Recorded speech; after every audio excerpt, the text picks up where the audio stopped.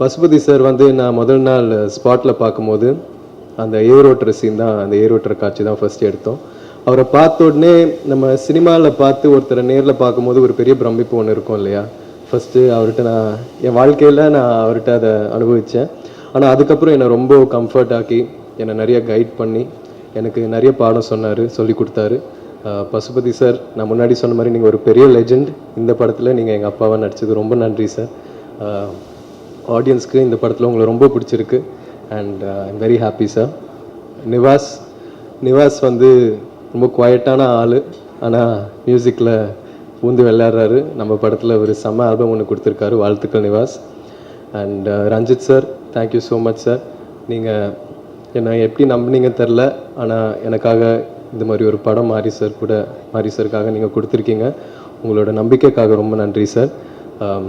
முதல் வாட்டி இந்த படம் ஆரம்பிக்கிறதுக்கு முன்னாடி உங்களோட ஆஃபீஸில் உங்களை மீட் பண்ணேன். அப்போது தங்கலானில் அப்பா இவ்வளோ பண்ணார், என்ன மாதிரி வேலை பார்ப்பாருன்றது வந்து நீங்கள் என்கிட்ட சொன்னீங்க. அது வந்து நான் மைண்டில் ஓட்டிகிட்டே இருந்தேன் சார். Thank you sir. அதுக்கப்புறம் அமீர் சார், நான் படம் பார்த்ததுக்கப்புறம் உங்களோட கேரக்டர் வந்து எனக்கு ரொம்ப பிடிச்சி போச்சு சார். கேமராமேன் எழுதனா கிட்ட நான் கேட்கும் போது அந்த ஒரு சீனில் வண்டியிலேருந்து நீங்கள் கையை நீட்டி அந்த கத்தியை பிடிப்பீங்க இல்லையா சார், அதில் வந்து நிறைய நெருப்பெல்லாம் இருக்கும், நீங்கள் பயங்கர ரிஸ்க் எடுத்து பண்ணீங்கன்னு சொன்னாங்க அவங்க. அது வந்து எனக்கு ஒரு பெரிய ஆச்சரியம் ஒன்று கொடுத்துச்சு சார். நீங்கள் வேறு level sir. I love you so much. நீங்கள் பண்ணுற ஸ்டன் சீக்வன்சஸ், நீங்கள் எடுக்கிற ரிஸ்க், நீங்கள் போடுற உழைப்பு எல்லாமே வந்து எனக்கு ஒரு பெரிய inspiration sir. Thank you. Rajisha, thank you. எனக்கு ஒரு பெரிய சப்போர்ட்டாக இருந்திருக்கீங்க இந்த படத்தில். Aditi, thank you so much. போன மேடையில் உங்களை பற்றி நான் பேச மறந்துட்டேன். அதித்தி வந்து எனக்கு இந்த பயணத்தில் ஒரு பெரிய பில்லராக இருந்திருக்காங்க, எனக்கு ஒரு பெரிய சப்போர்ட்டாக இருந்திருக்காங்க. So thank you so much Aditi. 5 star Senthil sir, thank you so much sir. இந்த மாதிரி ஒரு பெரிய டிஸ்ட்ரிபியூஷன் கம்பெனி என் படத்தை மக்கள்கிட்ட போய் சேர்த்ததுக்கு ரொம்ப நன்றி sir.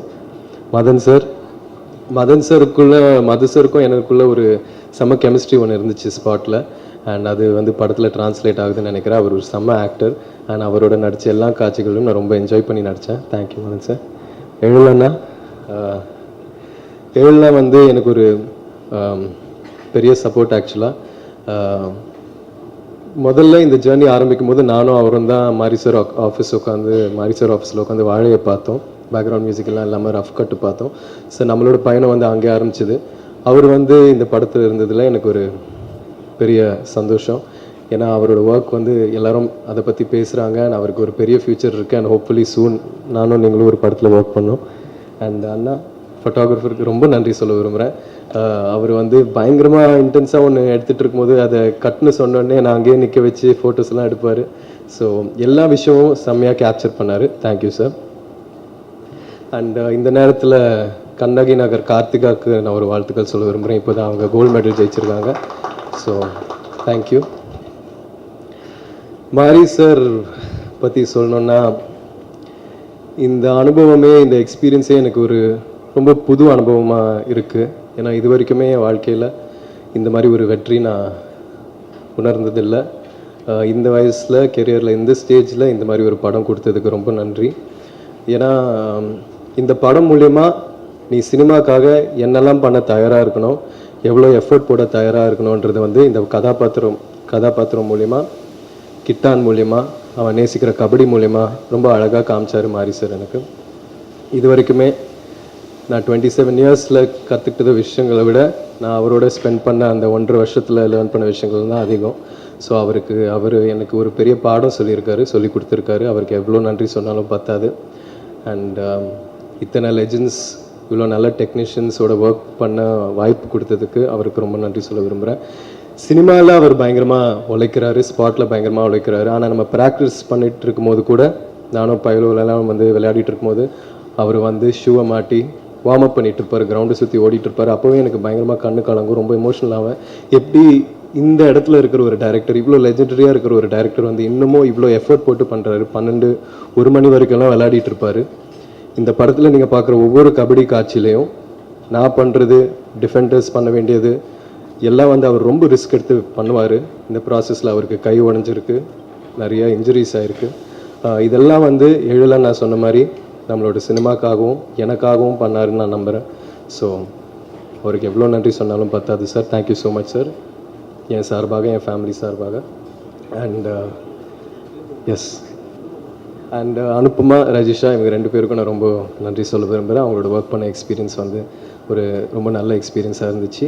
And ADs, camera assistants, art department எல்லாருக்கும் ரொம்ப நன்றி.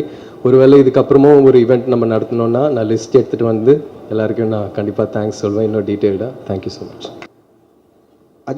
அதீதமான ஒரு கலாக்காரன்னா மாதிரியை சொல்லலாம். எப்போவும் ஒரு ஒரு குறிக்கோளை நோக்கி ஓடிக்கிட்டே இருக்கக்கூடிய, நீங்கள் ஸ்பாட்டில் பார்க்கும்போதே தெரியும், அப்படி ஒரு வேகமும் இப்படி ஒரு அந்த சுறுசுறுப்பு நம்மக்கிட்ட ஒட்டிக்கும்.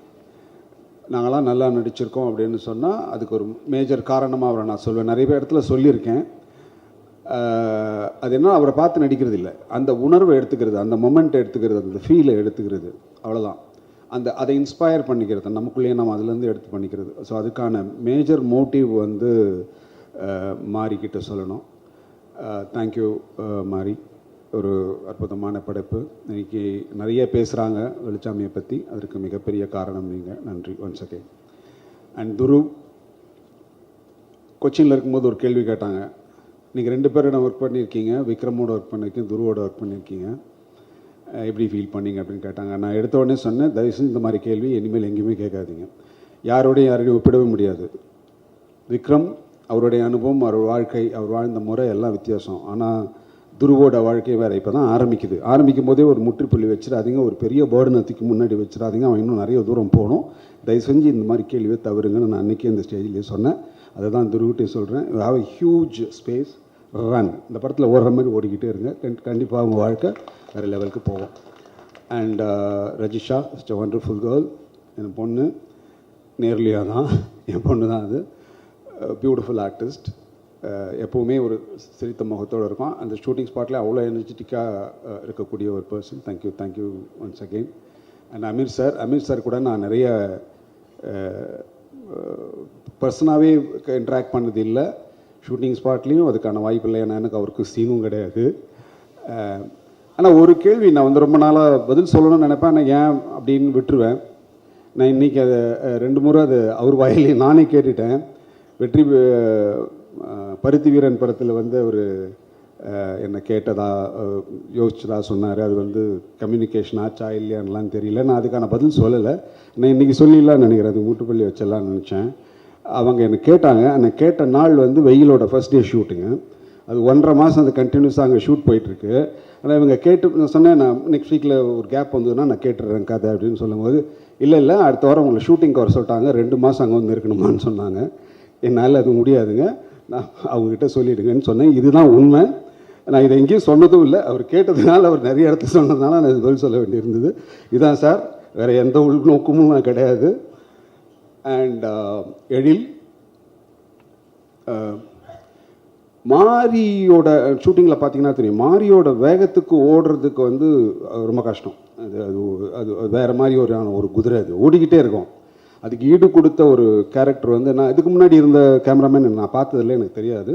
ஆனால் எழில் வந்து அந்த ஆரியை தூக்கி மேலே போட்டுக்கிட்டு ஓடுற அந்த வேகம் இருக்குல்ல, அதுலேயே தெரிஞ்சிடுச்சு இந்த படத்தோட குவாலிட்டி வேறு லெவலுக்கு வந்துடணும். அவ்வளோ நான் மானிட்டர் பார்க்குற பழக்கம் எனக்கு கிடையாது, திரையில் தான் பார்ப்பேன் இப்போ வரைக்கும்.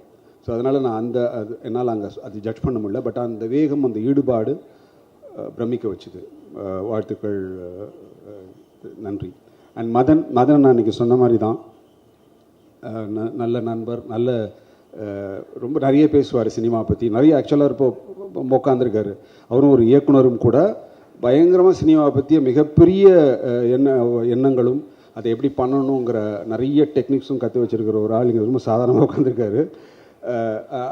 அடுத்து வர்ற காலங்களில் ஒரு மிகப்பெரிய இயக்குனராகவும் வர்றதுக்கு வாய்ப்பு இருக்குது. பிரசன்னா கொச்சினில் தான் நாங்கள்லாம் பார்த்துட்டீங்க, நிவாஸ் வரலையா அப்படிலாம் கேட்டாங்க நிறைய பேர் என்கிட்ட. இல்லைங்க வரல, ரொம்ப டயர்டாக இருந்து போயிட்டார். இல்லை வர வச்சுருக்கணும், நாங்கள் வர ட்ரை பண்ணோம், அவர் வரல. நான் அவ்வளோ பெரிய ஃபேன் வந்து கொச்சினில் இருக்குது. நான் பார்த்தேன், கண் கூட பார்த்தேன். Thank you Prasanna, you are amazing, good, thank you. And editor Sakthi, நன்றி. நிறைய பேர் தெரியல எனக்கு, எங்கள் அண்ணன் இவர். நான் ரொம்ப வருஷமாக நான் சின்ன பையன்லேருந்து இவரை பார்த்துட்ருக்கேன். இல்லை சின்ன பையனா நான் சினிமாவுக்கு வந்து சின்ன பையன் அப்படி சொன்னேங்க. சினிமாவுக்கு வந்ததுலேருந்து அவரை பார்த்துட்டு இருக்கேன்னா நல்ல நண்பர். அப்புறம் அதித்தி, ஒண்டர்ஃபுல் பர்சன், எப்போவுமே சிரிச்ச முகத்தோடவே இருக்க ஒரு பர்சன். எனக்கு வந்து நான் ஷூட் போயிட்டு இருக்கும்போது அப்லாஸ் பற்றி சொன்னாங்க. அப்லாஸும் ஒரு ப்ரொடக்ஷன் தான் அது கோ ப்ரொடியூஸ் பண்ணுறாங்க அப்படின்னு சொன்னாங்க. நான் அந்த மாதிரி ஒரு கேரக்டர் அந்த ஷூட்டிங்லேயே பார்க்கல. ஓ நீலம், ஓ அப்படியா, ஓ அப்லாஸ் வேறியா, அதுவே தெரியல வர எனக்கு. ஓ ஓகே ஓகே, நீலம் ஸ்டுடியோஸ். ஏன்னா நான் அவங்கள பேர் கேள்விப்பட்டிருக்கேன், நான் பார்த்ததே இல்லை. கடைசி நாள் ஷூட் இது, இந்த சீன் எடுத்துகிட்டு இருக்கும்போது தான் அவங்க அப்படியே வந்து போயிட்டு இருந்தாங்க. அப்போ தான் அவங்கள ஸ்பாட்லேயே நான் பார்க்குறேன். நான் கேட்டேன், துருவிட்ட தான் கேட்டேன், இது யார் இது அப்படின்னு கேட்டேன்.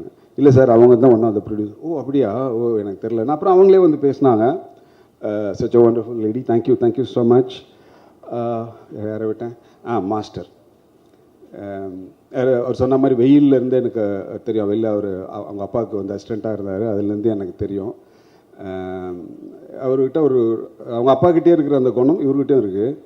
ஒரு ரிஸ்கியான ஷாட் வைப்பாங்க, வச்சுட்டு நம்மளையும் கூப்பிட்ருவாங்க. கூப்பிட்டுட்டு ஸ்பாட்டில் வேணல பண்ணலாம்ல, வேணாம்ல, பண்ணலாமா வேணாமான்னு ரெண்டுத்துக்கும் நடுப்பில் விட்டாங்க. நமக்கு என்ன பண்ணுறதே தெரியாது. பண்ணிடலாமா, பண்ணிடுறாங்க.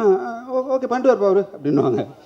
இல்லை அதாவது நீங்கள் பண்ண வேணான்னு சொல்ல மாட்டாங்க, நீங்கள் பண்ணணும். ஆனால் அது வந்து அது ஒரு ட்ராமாலாம் பண்ணி நம்மளை பண்ண வச்சுருவாங்க. அந்த மாதிரி ஒரு மனிதர். தேங்க்யூ.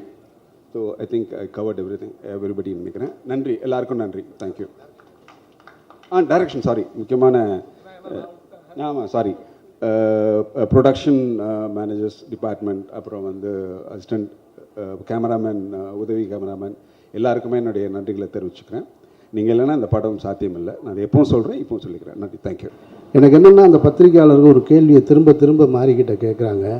நீங்கள் ஏன் இந்த மாதிரி படம் எடுக்கிறீங்க, ஏன் இந்த மாதிரி படம் எடுக்கிறீங்க, நீங்கள் சமூகத்துக்குள்ளே ஒரு பிரச்சனையை உண்டு பண்ணணும்னு நினைக்கிறீங்கன்றாங்க. இது எவ்வளவு அபத்தமான ஒரு கேள்வியாக இருந்ததுன்னு நான் பார்த்தேன். நான் கண்ணுக்கு தெரியாத சாமி, இல்லாத பேய், இது ரெண்டை பற்றியும் இங்கே நிறைய சினிமா வந்து வெற்றி அடைஞ்சிக்கிட்டே இருக்குது. சாமியை யாரும் பார்த்ததும் கிடையாது, அதை பற்றி படம் எடுத்தால் கொண்டாடுறாங்க. பேய் அது இல்லவே இல்லை. ஏன்னா பேயை விட மனுஷன் ரொம்ப மோசம்னு நான் நினைக்கிறது. பேய் எந்த பேயினாலும் எந்த தொந்தரவும் கிடையாது. ஏன்னா பேய் பார்த்தீங்கன்னாங்க அதுவே ரொம்ப பயந்தது தான். ஏன்னா அது பகலில் வரவே வராது. நீங்கள் எந்த திரைப்படத்துலையும் பகலில் அது இரவில் மட்டும்தான் வரும். அதுவே ரொம்ப பயந்தது. அது பகலில் போனால் ஆள்கள் நிறையா இருப்பாங்கன்னு இவனுக்கு பயந்துட்டு ஓடிடும். இது ரெண்டை பற்றியும் படம் எடுக்கலாம். ஆனால் கண்ணுக்கு தெரிஞ்சிருக்கக்கூடிய சாதி, அது ஏற்படுத்துகிற தீமைகள், அதனால் ஏற்பட்ட வலிகள், கொடுமைகளை ஒருத்தன் படம் எடுக்கக்கூடாதுன்ற கேள்வியை முன்வைக்கும் போது தான் எனக்கு ரொம்ப அபத்தமாக இருக்குது. அவர் ஒரு படம் எடுக்கிறார், அவர் ஒரு கருத்தை சொல்கிறார். அந்த கருத்துக்கு உங்கள்கிட்ட எதிர்கருத்து இருந்தால் நீங்களும் சொல்லுங்கள். எடுக்கக்கூடாது, ஏன் எடுக்கிறீங்கன்ற கேள்வி ரொம்ப ஆபத்தானதாக நான் பார்க்குறேன். நான் இப்போது மாரியுடைய படங்கள், ரஞ்சித்துடைய படங்களை வந்து பொதுவெளியில் அரசியல் சார்ந்தவங்க கருத்து தெரிவிக்கிறாங்க, அதுக்கு ஒரு எதிர்ப்பு தெரிவிக்கிறாங்க அப்படின்னா அதில் ஒரு நியாயம் இருக்கிறதா பார்க்குறேன். நான் ஒன்று ரொம்ப நாளாக அடிச்சிட்டோம், அப்படியே அடி வாங்கிட்டே இருக்க வேண்டிய என்ன, திடீர்னு என்ன உங்களுக்கு எங்கேருந்துடா வருது இந்த தைரியம் அப்படின்ற கேள்வியாக இருக்கலாம். இல்லை நடந்து போச்சு, அதெல்லாம் ஏன் வெளியில் சொல்கிறேன், நாங்கள்லாம் பெரிய மனுஷனாகவே வாழ்ந்துட்டோம் இங்கே அப்படின்ற எண்ணமாகவும் இருக்கலாம். அது அரசியல் சார்ந்தவர்கள், அந்த அமைப்பு சார்ந்தவர்கள் சொல்கிறாங்கன்னா அதில் ஒரு லாஜிக் இருக்கிறதா பார்க்குறேன். ஆனால் திரைத்துறையிலிருந்து வருகிற எதிர்ப்பு இருக்குது பார்த்தீங்களா, அதை நான் ரொம்ப அபத்தமாக பார்க்குறேன். அதில் ஒரு இயக்குனர் வந்து ஒரு தொலைக்காட்சி ஊடகத்தில் இந்த திரைப்படத்தை பற்றி பேசும்போது ஒரு பாடல் பாடி காமிக்கிறார். நீங்கள்லாம் பார்த்துருப்பீங்க. ரொம்ப கேவலமாகவும் குரூரமாகவும் பைசன் பைசன் பைசன், அது ஒரு பாய்சன், அந்த குரலே நாராசமாக இருக்குது. அதில் இது வேறு. நான் கேட்குறேன், உங்ககிட்ட உண்மையிலே கருத்து இருந்ததுன்னா, அவர் ஒரு கருத்து வச்சுருக்காரு, அந்த மீடியாவை ஆர்ட்டாக அவர் எடுத்துகிட்டு வந்து அதன் மூலமாக ஒரு அரசியல் சொல்கிறார். உங்ககிட்ட கருத்து இருந்ததுன்னா நீயும் அதை ஆர்ட்டில் எடுத்துகிட்டு வர வேண்டியதானே, அப்படி தானே நீ சண்டை போடணும். அதை விட்டுவிட்டு ஒருத்தர் ஏன் எடுக்கிறான்ற கேள்வியை வந்து அவதூறு சொல்லக்கூடாது. அவர் சினிமாவின் மூலமாக ஒரு அரசியலை சொல்கிறாருன்னா நீயும் சினிமாவின் மூலமாக பதில் சொல்லு. அதுக்கு உங்ககிட்ட திராணி இல்லை, அதுக்கு உங்ககிட்ட வழி இல்லை, அந்த ஆர்ட் ஃபார்மை உன்னால் பயன்படுத்த முடியலைன்னா அவதூறு சொல்லாத, கேவலப்படுத்தாத, குறை சொல்லாத. அதை தான் நான் சொல்லணும்னு நினைக்கிறேன் இந்த இடத்துல. அதனால தான் நான் மாறி கூட இந்த விழாவுக்கும் கூட, ஏன்னா இதுக்கப்புறம் பைசனுக்காக இன்னொரு விழா நடக்குமான்னு எனக்கு தெரியல. ஆமாம், எனக்கு தெரியல, நான் அங்கே இருப்பேனான்னு தெரியல. அதனால் நான் இங்கே வரணும்னு வந்து உங்ககிட்ட சந்தித்து பேசணும்னு நினச்சேன். ஒரு நல்ல திரைப்படம் என்பது வந்து தனக்கான ஆட்களை சேர்த்துக்கிறோம். அது எனக்கும் அமைஞ்சிருக்கு, ரஞ்சித்துக்கும் அமைஞ்சிருக்கு, இன்னும் திரைத்துறையில் மிகப்பெரிய வெற்றிகளை கொடுத்த எல்லா இயக்குநர்களுக்கும். அப்படி பைசன் வந்து அமைச்சிக்கிருச்சு அப்படின்னு தான் நான் சொல்லுவேன். நான் இது வந்து மாறி என்ற அந்த கேப்டன் வந்து அதுக்கான ஆட்களை சரியாக தேர்ந்தெடுத்ததாக தான் நான் பார்க்குறேன். நான் இப்போ துருவ அந்த கேரக்டர்லேருந்து எடுத்துகிட்டு இன்னொரு ஆர்டிஸ்ட்டை மைண்டில் வச்சு பார்க்கவே முடியாது. அப்பாவை வந்து பசுபதியை தாண்டி வேற ஒருத்தரை பார்க்க முடியலை. வாத்தியார் கேரக்டருக்கு மதனை தாண்டி வேற ஒருத்தரை பார்க்க முடியலை. ஒளிப்பதிவுக்கு எழில் இல்லைன்னா யார் சிறப்பாக செஞ்சுருப்பா அப்படின்ற கேள்வி வருது. மியூசிக்கு நிவாஸ் இல்லைன்னா வேறு யார் பழைய மியூசிக் டைரக்டரான, இப்படி அது தனக்கான ஒரு நல்ல திரைப்படம் தனக்கானதை சேர்த்துக்கிறது அப்படின்னு தான் நான் உணர்றேன். நான் பொதுவாக ஒரு நல்ல திரைப்படங்களை பார்க்கும் பொழுது நம்ம பாராட்டுவோம். ஆனால் பாராட்டுகிற எல்லோரோடும் பயணிப்புமா அப்படின்னா அது வாய்ப்பு குறைவு தான். ஆனால் இந்த படத்தை பார்த்ததுக்கு பின்னாடி எனக்கு ஒரு 3 பேரோட ஒர்க் பண்ணணும் அப்படின்ற ஆசை வந்துருச்சு. என்னோடய டைரக்ஷனில் வந்து கேமராமேன் எழிலோடையும் மியூசிக் டைரக்டர் நிவாஸோடையும் திலீப் சுப்பராயனோடையும் சேர்ந்து ஒரு படம் பண்ணிடணும். ஏன்னா ரொம்ப கம்ஃபர்ட் ஜோன். இப்போ திலீப் பேசும்போது இங்கே சொன்னார், அவர் தான் அந்த மீசையெல்லாம் வச்சு அந்த பக்கம் லால் சாரோட தம்பியாக நடிச்சிருந்தது. அவரை அடிக்கிற காட்சி, அவர் ஃபைட் மாஸ்டர், அவருக்கு தெரியும்ல, அவர் பல பேரை பார்த்துருப்பார். அவர் வந்து நின்றுட்டு ஒரு என்னாரு மாறி சொன்னாப்புல, இங்கே கட்டை இருக்குது, இந்த இருக்குது சார் கட்டை, இதை எடுத்து ஏங்க கட்டையை கரெக்டாக வைங்க, எந்த கட்டைங்கன்னு. இல்லை சார் டம்மி தான் சார்னாரு. இல்லைங்க நீங்கள் சொல்கிறீங்க, டேர்ன் பண்ணி நிற்கிறேன், நான் திரும்பி எடுக்கிறது எந்த கட்டைன்னு எனக்கு வைக்கிற இடத்த காட்டுங்க, வேறு கட்டை நீங்கள் ஒரிஜினல் கட்டையை எடுத்து. அல்ல சார் அதெல்லாம் சமாளிச்சிடலாம் சார். இல்லைங்க உங்களுக்கு என்னையே தெரியாது, அதனால சொல்கிறேன், நான் எடுத்து வேகமாக பார்த்துக்கலாம் சார். டம்மி தான், ஆனால் கரெக்டாக டம்மியை நானே எடுத்து வச்சுக்கிட்டேன். அசிஸ்டன்ட் டைரக்டர் கொஞ்சம் சார் டைரக்டருக்கு டென்ஷனாக இருந்தாங்கன்னா அசிஸ்டன்ட் டைரக்டர் மாற்றி விட்ருவாங்கல்லன்னு, அதனால் திரும்ப ஒரு இடம் பார்த்துக்கிட்டேன் கட்டையை. நான் கட்டையை எடுத்து அடித்தா ஷார்ட் நல்லா வந்திருக்கு. மாறி சிரிச்சுட்டு மாறிட்டு அது மாதிரி சொல்கிறாப்புல, சார் எல்லாரையும் படுத்திட்டாப்புல சார் இந்த மாஸ்டர், விடாதீங்க சார்.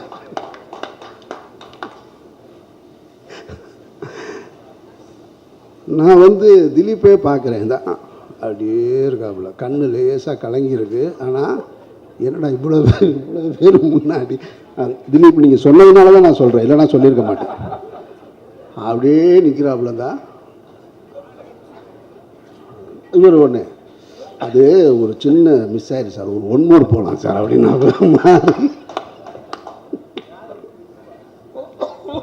ஒரு 1 மோர் போகலான்னு உடனே நான் ஏங்க வேணாங்கன்னு. இப்போது முதல்ல இருந்த திலீப்போட கொஞ்சம் லைட்டாக கொஞ்சம் குறைஞ்சிருச்சு. இல்லை நான் கேட்டேன், இல்லை திலீப் நான் வேணா சும்மா சீட் பண்ணவான்னு. பரவாயில்ல சார் அடிங்க சார். அது ரொம்ப நான் சொல்லி மாறிட்ட மாதிரி, எதாக இருந்தாலும் இதிலே முடிச்சிருங்க, 3ஆவதுலாம் போனால் நல்லதுக்கு இல்லை அப்படின்னு. அப்படி நடந்தது. மாஸ்டரோட அசிஸ்டண்ட்டு பக்கத்தில் நின்று இப்படி பார்க்குறாங்க எல்லாருக்குமே. இவர் அந்த ஷாட்டு முடிஞ்சிருச்சு, திரும்ப மாறி கூப்பிட்டு அங்கே பாருங்கள் அசிஸ்டண்ட் பூரா இப்படி சிரிக்கிறாங்க பாருங்கள் உள்ளுக்குள்ளே அப்படின்னு பூரா மறைஞ்சு சிரிச்சிட்ருக்கேன். ஏன்னா இந்த படத்தில் நிறைய ஃபைட் சீக்வன்ஸாக இருந்திருக்கு, வச்சு செஞ்சுருக்காப்புல அவர். அதனால் ஆனால் அதுக்கு பதிலுக்கு திலீப் என்னை ஒன்று வச்சு பண்ணிட்டார். அந்த பாம் அது வெடிச்சது இருக்கு இல்லையா, என் பக்கத்தில் இப்படி தான் வெடிச்சிச்சு. ஆமாம், திலீப் பார்த்த வேலை தான் அது. ரொம்ப நல்லா கம்ஃபர்ட்டாக பார்த்துக்கிட்டாப்புல. ஆனால் அதை வெடித்த உடனே திரும்ப உள்ள பாய்ஸ் எல்லாம் உள்ளே வந்துட்டாங்க, ரொம்ப சேவ் பண்ணிட்டாங்க. ரொம்ப சந்தோஷம். இந்த படத்தில் இருக்கவங்க எல்லாருமே என்னை ரொம்ப நம்பினாங்க, அவங்க வாழ்க்கையை என்கிட்ட கொடுத்தாங்க. அது துருவாக இருக்கட்டும், நிவாஸாக இருக்கட்டும், எழிலாக இருக்கட்டும், சக்தியாக இருக்கட்டும், என்னோடய ஆர்ட் டைரக்டராக இருக்கட்டும், என்னோட நடிகர்கள் ரஜிஷாவாக இருக்கட்டும், இவங்க எல்லாருமே பொதுவாக என்ன அப்படின்னா எனக்கு ஒரு பெரிய ப்ரெஷரே இந்த படத்தை எப்படி எடுக்க போகிறோம், ஸ்கிரிப்ட் எப்படி அப்படிலாம் பயமே எனக்கு இல்லை. ஒருத்தர் பிளாங்காக நம்பி ஒரு டேரக்டரை நம்பி நம்ம ஒப்படைக்கணும் வராங்கல்ல, இது வந்து ஸ்பாட்டில் இருந்துக்கிட்டே இருக்கும். நம்ம ஏதோ முக்கியமான வெற்றி படத்தில் நடிச்சிட்டு இருக்கோம்னா டெய்லி ஸ்பாட்டில் எல்லா ஃபேஸ்லையும் அது இருக்கும். அதை பார்க்கும்போது நமக்கே பயமாக இருக்கும். இந்த ப்ரொடியூசரை பார்க்கும்போது கூட பயம் வராது, என்னோட நடிகர்களை பார்க்கும்போது பயமாக இருக்கும். அவங்க உறுதியாக நம்புவாங்க இந்த படம் நல்ல படம், அந்த படம் ஹிட்டு அப்படின்னு நினச்சிட்டு ஃபஸ்ட் நாள் ஷூட்லேருந்து நம்பிட்டு நம்ம கூடவே சுற்றிட்டு இருப்பாங்க. நமக்கு தான் தெரியும் இது எவ்வளோ கஷ்டம், இது நல்லா வந்தால் தாண்டா அந்த படம் நல்லா வரும், நீ நம்புறதுனால படம் நல்லா வந்துடாது, நீ நம்பி உழைச்சாதான் நல்லா வரும்னு சொல்லி நிறைய சண்டை போட்டு தான் வேலைகள்லாம் வாங்கியிருக்கோம். அதில் முக்கியமாக சொல்லணும் துருவோட முதல்லேருந்து அங்கேருந்து ஆரம்பிக்கலாம்னு நினைக்கிறேன். ஏன்னா துரு வந்து ஒன்றே ஒன்று தான் சொன்ன துருவிட்ட, துரு நான் அந்த படத்தை பண்ணக்கூடாது, அப்படி இந்த படம் வந்து இந்த கதையை பண்ணக்கூடாதுன்னு நான் முடிவாக இருந்தேன். ஃபஸ்ட்டு ரஞ்சித் நாடு கூட சொன்னேன், நான் இந்த படம் பண்ண வேண்டாம்னா ரொம்ப கஷ்டமாக இருக்கும் அப்படின்னு சொல்லி. நிறைய உழைப்பை கேட்கும் போல இருக்குது, கூட இருக்கவங்கலாம் நம்ம எப்படி வேலை வாங்க போகணும்னு தெரில. சாதாரணமாக ஒரு சினிமா எடுக்கும்போது நம்மளோட பெர்ஃபார்மன்ஸுக்காகவும் நம்மகிட்ட அரசியலுக்காகவும் அவங்கள்ட்ட புரிய வச்சு அவங்கள்ட்ட வேலை வாங்குறதும் சிக்கலாக தான் இருக்குது. பட் இது உடல் உழைப்பு கேட்குற படமாக இருக்குது. இந்த உடல் உழைப்பு கேட்குற படத்தில் நான் வந்து என்னோடய எமோஷ்னல், என்னோடய பொலிட்டிக்கல், இதுக்குள்ளே என்னோட விஷுவல்ஸ் இதை தாண்டி ஒரு கொடூரமான உழைப்பும் தேவைப்படுது. இது எப்படி நான் ஆர்டிஸ்ட்டை கன்வே பண்ணி வாங்குறது, இதுக்கான கால அளவுலாம் செட் ஆகுமா, இடையில ஏதாவது கான்ஃப்ளிக்ட் வந்துட்டா ஒருத்தரோட வாழ்க்கைக்கு எடுத்த மாதிரி ஆகிடுமே அப்படிங்கிற பயம்லாம் இருந்துச்சு எனக்கு. அப்போ ரஞ்சித் சொன்னார் இதை பண்ணுறா அப்படின்னா முடியும் பண்ணுன்னு சொன்னார். அப்போ துருவத்தை நான் சந்தித்து சொன்னேன், இந்த மாதிரி நம்ம பண்ணலாம், பட் ஆனால் ஒரே விஷயந்தான், முழுசாக நீங்கள் நம்பணும். மாரி செல்வராஜ் அப்படிங்கிற ஒருத்தனை நீங்கள் நம்பணும். அவன் வந்து வாக்கை காப்பாற்றுவான். நம்ம என்ன நினச்சி போகிறோமோ அதை முழுசாக நமக்கு அதை கொடுப்பான்னு நீங்கள் நம்பணும். ஃபைனலி அந்த ரிசல்ட் நான் சொல்லவே மாட்டேன், அந்த ரிசல்ட் நான் சொல்லவே முடியாது, அது ஆடியன்ஸ் தான் சொல்லணும்னு சொல்லியிருந்தேன். அதை நம்பினா நீங்கள் வரலாம், இல்லைனா இந்த படம் பண்ண வேண்டாம்னு சொல்லியிருந்தேன். 2 வருஷம் அதுக்காக நம்பி உட்காந்துருந்தாப்புல. அந்த நம்பிக்கை தான் இந்த படத்தோட ட்ராவல். அந்த நம்பிக்கை இல்லைனா அந்த படம் தொடங்கப்பட்டிருக்கே இருக்காது. ஒரு ஆர்டிஸ்ட் வந்து ஒரு ஹீரோவை முழுசாக நம்பும்போது அது என்ன மேஜிக் நடக்கும் அப்படிங்கிறத நான் அந்த படத்தோட வெற்றியின் மூலமாக உணர்றேன். இந்த படம் முழுக்க என்னை எல்லாரும் நம்பினதுக்கப்புறம் இந்த படத்தோட அவுட்புட்டு, இந்த படத்தோட மாரி செல்வராஜோட சினிமாவில் இது கொஞ்சம் இது பெஸ்ட்டாக இருக்குது, அவரோட ஃபிலிம் லாங்குவேஜ் மாறி இருக்குது, அவரோட விஷுவல் சென்ஸு அப்படி இப்படின்னு ஒரே இது எல்லா பாராட்டுக்கும் ஒரு முக்கியமான காரணம் என்னன்னு நான் யோசித்தேன் அப்படின்னா, எனக்கே வந்து அப்படியா அப்படின்னு யோசிக்கும்போது ஒரே ஒரு காரணம், என்கிட்ட எல்லாரையும் நீ நம்பினாங்க. முழுக்க என்னோட வார்த்தையை மட்டுமே அவங்க கேட்டு ஜட்ஜ்மெண்ட், அதாவது முடிவெடுக்கிற இடம் எனக்கு கொடுத்தாங்க. அது என்ன அப்படின்னா, ஒருத்தன் முழுசாக நம்பும்போது நமக்கு வந்து அவங்கள இன்னும் திருப்திப்படுத்தணும், அவங்களுக்கு நம்ம கிஃப்ட் கொடுக்கணும், அவங்களுக்கு நம்ம நம்புகிறாங்க அப்படிங்கிறதுக்காக இறங்கி வேலை பார்த்தது அந்த படம். தூத்துக்குடி மாவட்டத்தில் இருக்கிற, திருநெல்வேலி மாவட்டத்தில் இருக்கிற நிறைய கிராமங்கள்லேருந்து கபடி பசங்க வந்தாங்க, நிறைய பேர் நடித்தாங்க, நிறைய பேர் ராத்திரி பகலாக எங்க கூட ட்ராவல் ஆனாங்க. அத்தனை பேர்த்துக்குமே நன்றி. ஏன்னா இது அத்தனையும் செட் பண்ணது கணேசன் தான். இந்த படம் நடக்கிறதுக்கான காரணத்தில் நான் வந்து முழுசாக நம்பினது கணேசன் இருக்காருன்னு சொல்லிட்டு தான். கணேசனை வந்து முழுசாக இந்த பசங்களெல்லாம் செட் பண்ணி அவங்கள நம்பி அவங்களுக்கு அக்கௌண்ட் செட் பண்ணி எல்லா வேலையும் பார்த்து கொடுத்து, துரு வந்து அவங்களோட உழைப்பையும் அவங்களோட முழிப்பையும் பார்த்துட்டு தான் துருவுக்கு ஒரு நம்பிக்கையே வந்துச்சு. இவ்வளோ சின்ன வயசில் இவ்வளோ பசங்க இவ்வளோ வேகமாக வேலை செய்கிறானுங்க, விடிய முழிக்கிறானுங்க, கபடி விளையாடுறானுங்க, காலையில் சாதாரணமாக டயட்டு கூட சுற்றிட்டு இருக்கானுங்க, மறுபடியும் எடுப்படி வேலையெல்லாம் பார்க்குறானுங்க, திருப்பி இப்போ கூப்பிட்டா ஸ்பாட்டில் போய் கபடி விளையாடுறானுங்க. இது எல்லாத்தையும் பார்த்து தான் துருவுக்கு உழைப்பினோட ருசி தட்டி இவ்வளோ உழைப்பில் இவ்வளோ ருசி இருக்கான்னு கண்டுபிடிச்சி அவன் பயங்கரமாக உழைக்க ஆரம்பித்தான். அந்த உழைப்போட வெற்றி தான் இந்த படத்துக்கோட மிகப்பெரிய பலமாக இருந்துச்சு. அவன் துருவுக்கு உழைப்போட ருசியை சொல்லிக் கொடுத்த எங்கள் ஊர் மக்களுக்கு எவ்வளோ நன்றி சொன்னாலும் பத்தாது. ஏன்னா நான் சொல்லிக் கொடுத்தது அவனுக்கு ஆக்டிங்கு, நான் சொல்லிக் கொடுத்தது அவனுக்கு வந்து என்ன சொல்கிறது, நான் சொல்லிக் கொடுத்த எல்லாமே சினிமாவை, ஒரு சினிமாவுக்கு நீ தயாராகனா உன்னோட மனசை எப்படி, அவனோட மனசை பக்குவப்படுத்தினேன். ஆனால் அதுக்கு ருசி நாக்கில் நான் தடவவே இல்லை. அதை தடவுனது ஃபுல்லாக என் ஊருக்காரங்க தான். சுற்றி எல்லாரும் டெய்லி உட்காந்து அவனுக்கு தடவி விட்டுட்டே இருந்தாங்க. அவனும் நாக்கை சொட்டாங்கி போட்டு என்னை வந்துக்கிட்டே இருப்பான், சார் நான் அது பண்ணுறேன் சார், இது பண்ணுறேன் சார்னு சொல்லி. அந்த அவனுக்கு பெரிய பலத்தை கொடுத்த திருநெல்வேலி தூத்துக்குடி மாவட்டத்தில் இருக்க எல்லா கிராமத்து எல்லா கபடி பிளேயருக்கும் நன்றி. அதுக்கப்புறம் ஸ்டேட் பிளேயர்ஸ், கபடி பிளேயர்ஸ், அந்த பிரபஞ்சன் டீமு, நிறைய நேஷ்னல் பிளேயர்ஸ், இவங்க எல்லாத்துக்குமே ரொம்ப நன்றி. இவங்க எல்லாருமே என்னைய தெரியாத நேஷ்னல் கபடி பிளேயர் கூட ஸ்பாட்டில் இவன் தான் டைரக்டர், வேலை பார்க்குறான், ஒரு டைப்பாக தான் அலையான்னு சொல்லி என்னை நம்பி வெயிலில் கிரவுண்டில் விளாண்டு எனக்கு சப்போர்ட் பண்ணி கொடுத்தேன். ஏன்னா அவங்களாம் மேட்டில் ஆடுறவங்க, அவங்க வந்து வெறும் தரையில் விளையாண்டு பெரிய சப்போர்ட் பண்ணி கொடுத்தாங்க. எல்லாத்துக்குமே நன்றி. இந்த படத்தோட வெற்றியில் உங்கள் கண்ணுக்கு தெரியாத, உங்கள் கண்ணுக்கு தென்படாத எத்தனையோ பேர் இருக்காங்க. அவங்க அத்தனை பேர் உழைப்பு சொல்லி மாளாது. ஏன்னா எல்லாரும் சொல்கிறோம், உங்களுக்கு துருவோட உழைப்பு தெரியும், என்னோட உழைப்பு தெரியும், எங்கள் டீமோட உழைப்பு தெரியும். ஆனால் இது அத்தனையும் தாண்டி பெரிய உழைப்பை போட்டது கண்ணுக்கு தெரியாத நிறைய இளைஞர்கள் தான். நிறைய பேர் வேலை செஞ்சுருக்காங்க, ராத்திரி பகலாக வேலை செஞ்சுருக்காங்க. அவங்க அத்தனை பேர்த்துக்கும் எங்கள் டீம் சார்பாகவும், ரஞ்சித் அண்ணன் சார்பாகவும், நீலம் சுரேஷ் சார்பாகவும் நன்றி சொல்லிக்கிறேன். மொத்தமாக நடிகர் நன்றி சொல்லிட்டுன்னு நினைக்கிறேன். அப்போ ஹரிதா நிறைய பேர் நடிச்சிருக்காங்க. இவங்க எல்லாருமே மாரி செல்வராஜ், அழகம்பெருமாள் சார் வந்து எப்படி சொல்கிறது, தம்பி ஒரு மெசேஜ் அனுப்புவாங்க தம்பின்னு சொல்லி, சார் வாங்க சார் ஷூட்டிங் ஸ்பாட் வாங்க சார், அவ்வளோதான். அப்படி தான் அந்த கேரக்டர் ஸ்டார்ட் ஆகும். இனி ரொம்ப நம்பக்கூடிய ஒரு ஆள். அவரும் இந்த படத்தில் முக்கியமான கேரக்டர் பண்ணி கொடுத்து நல்லா பண்ணி கொடுத்தாரு. அழகம்பெருமாள் சாருக்கு நன்றி. இன்னொரு டீம் சொல்லி ஆகணும் இந்த இடத்துல. நடிகர்கள் எல்லாரும் சொல்லிட்டு நினைக்கிறேன், யாராவது மிஸ் பண்ணியிருந்தால் மன்னிச்சுக்கோங்க. சாண்டி மாஸ்டரா நடிகர் லிஸ்ட்டில் வராது. சாண்டி மாஸ்டர் இந்த படத்தில் என்ன சொல்கிறது, ப்ரொமோஷன் மட்டும் கபடி டான்ஸ் எடுத்தோம். அதை போட்டு வளைச்சி ஆட வச்சாரு. அவன் கபடியே பரவாயில்ல இதுக்கு அப்படின்னு சென்ஸுக்கு போயிட்டான். ஏன்னா ஷூட்டிங் முடிஞ்சுன்னு சொன்னால் ப்ரொமோஷன் ஷூட்டிங் தான் நாங்கள் அதிகமாக பண்ணோம். ஆனால் அந்த பாட்டெலாம் அந்த விஷுவல்ஸ் எல்லாம் ஒர்க் அவுட் ஆகிருக்கு, ஆடியன்ஸுக்கு பிடிச்சிருக்கு அப்படிங்கிற சந்தோஷம். சாண்டி மாஸ்டருக்கு ரொம்ப நன்றி. ஏன்னா அவங்க ரொம்ப நம்புவார், அந்த விஷுவல்ஸ் கொண்டு வந்தார். ரொம்ப நன்றி. கடைசி என்னோடய டீம் நிவாஸ் பிரசன்னா, வெள்ளை ஓனாய். ஃபஸ்ட்டு நாள் ஷூட்டிங் ஸ்பாட்டுக்கு வந்திருந்தாப்புல தலைவர் என்னை பார்க்க திருநெல்வேலிக்கு. ஏன்னா அவருக்கும் திருநெல்வேலி தான், அதாவது அவருக்கு திருநெல்வேலி தான், எனக்கும் திருநெல்வேலி தான். ஆனால் எப்படி தான் வந்தார் அவர் வந்து நான் என்னமோ ஜம்மு காஷ்மீரில் ஷூட் பண்ணிகிட்டு இருக்க மாதிரி, அவர் வந்து அந்த புதுசாக அந்த ஊருக்கு வந்த மாதிரி வந்து உட்காந்துருந்தார். அப்போ நான் பேசிகிட்டு இருக்கும்போது, நான் எங்கே போயிட்டு வந்தேன் காலையிலேருந்து அப்படின்னு கேட்டேன். காலையில் தூத்துக்குடி, திருநெல்வேலி, தென்காசியா, இந்த 3 ஊரில் இருக்க கோயிலுக்கு எல்லா கோயிலுக்கும் போயிட்டு நைட்டு ஸ்பாட்டுக்கு வந்தாப்புல. என் லைஃப்லேயே இப்படி இந்த வயசில் என் கூட பழக ஆள்கிட்ட இவ்வளோ கோயிலுக்கு போன ஒருத்தர் நான் பார்த்ததே கிடையாது. அப்போ தான் சின்னதாக டவுட் வந்துச்சு எனக்கு, இது சாத்தியமாகுமா, இவ்வளோ சாமி கும்பிட்டு வந்துருக்காப்புலையே அப்படின்னு சொல்லி. அப்போ நான் கேட்டேன், சார் உங்களுக்கு தான் சார் வேண்டிட்டு வந்தேன்னு சொன்னாப்புல. சரி ஓகே அப்படின்னு சொல்லிட்டு ட்ராவல் பண்ண ஆரம்பித்தோம். ஃபஸ்ட் நாள் ஒரு ஸ்டூடியோவுக்கு போனேன். இல்லை நிவாஸை பற்றி ஒரு விஷுவல் உங்களுக்கு கிடைக்கணும் அப்படிங்கிறக்காக சொல்கிறேன். ஃபஸ்ட் நாள் ஸ்டூடியோவுக்கு போனால் நல்லா கம்மன்னு என்ன சொல்கிறது, தெய்வீகமாக இருந்துச்சு அந்த இடம். ரொம்ப அமைதியாக ஆரம்பிக்கலாமா சார்னு சொல்லி ஆரம்பிச்சு, நம்ம பழைய சினிமாலாம் பார்ப்போம்ல, லைட்டாக ஹார்மோனியத்தை டச் பண்ணுவாங்கள்ல மியூசிக் டைரக்டர்ஸு, டிங் டிங் அப்படி தான் அந்த பாட்டுகளை ஆரம்பித்தோம். இப்போ டிங் சொல்லி நம்ம எப்போ படத்தை முடிக்கிறதுன்னு சொல்லி, ஏன்னா அவனுக்கு எப்படி நீ இம்ப்ரெஸ் பண்ணுறதுன்னு தெரில. அதுக்கப்புறம் நான் அவன்கிட்ட ஜாலியாக பேச ஆரம்பித்தேன். அவனோட காதல் கதையை கேட்க அவனுக்கு எப்படி பழகுதுன்னு தெரியல. அவனோட காதல் கதைகள், அவனோட ஊர் கதைகள்லாம் கேட்க ஆரம்பிச்சதுக்கப்புறம் அவனுக்கு புரிஞ்சிச்சு, அந்த ஆள் ஜாலியான ஆள் தான் போல், நாம தான் சீரியஸாக நினச்சிட்டோம்னு சொல்லி அந்த ஜாலியாக பேச ஆரம்பித்து பழக ஆரம்பித்து, அதுக்கப்புறம் சண்டைலாம் போட ஆரம்பித்து 2 பேரும் ஒன்றா சுற்ற ஆரம்பித்து அந்த பாடல்கள் நடந்துச்சு. நிவாஸ்கிட்ட பிடிச்சது என்ன அப்படின்னா, நிவாஸ் நிறைய அவார்டு வாங்கியிருக்கான் என்கிட்ட. அந்த அவார்டு வாங்கிட்டு அந்த அவார்டு வாங்கினது தெரியாமல் மறுநாள் காலையில் புதுசாக அவார்டு கேட்பான். சார் வேலை சார், ஏன்னா நேற்றான அவார்டு கொடுத்தேன் அப்படிமா. காலையில் வந்து ஃப்ரெஷ்ஷாக மெசேஜ் போடுவான், ஐ லவ் யூ அப்படின்னு மெசேஜ் போடுவான். நைட்டு அவார்டு கொடுத்துருப்பேன், காலையில் எனக்கு ஒரு மெசேஜ் வரும். எடுத்து பார்த்தா லவ் யூ சார், லவ் யூன்னு 3 மெசேஜ் இருக்கும்.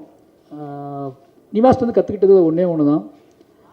ஏன்னா ஒரு கட்டத்தில் நிவாஸ் நான் புரிஞ்சுக்கிட்டேன், அவனுக்குள்ளே ஒரு பயங்கரமான ஒரு வெறி இருக்குது. இசை வந்து சந்தோஷ் எனக்கு சொல்லியிருக்காரு, தலைவா அவன்கிட்ட நீ என்ன வேணாலும் பண்ணிக்கோங்க, அவன் எப்படிப்பட்ட நீங்கள் உங்களுக்கு அவங்க செட் ஆவானான்னு தெரியாது, ஆனால் கண்டிப்பாக அவனுக்குள்ளே பயங்கரமான ஒரு மியூசிக் சென்ஸ் இருக்குது, அவன் பயங்கரமான ஆள் தலைவா, அதை மட்டும் நான் சொல்லிக்கிறேன். ஆனால் அவன்கிட்ட எப்படி பழகுவான்னு எனக்கு தெரில, இதை மட்டும் தான் சொன்னார்.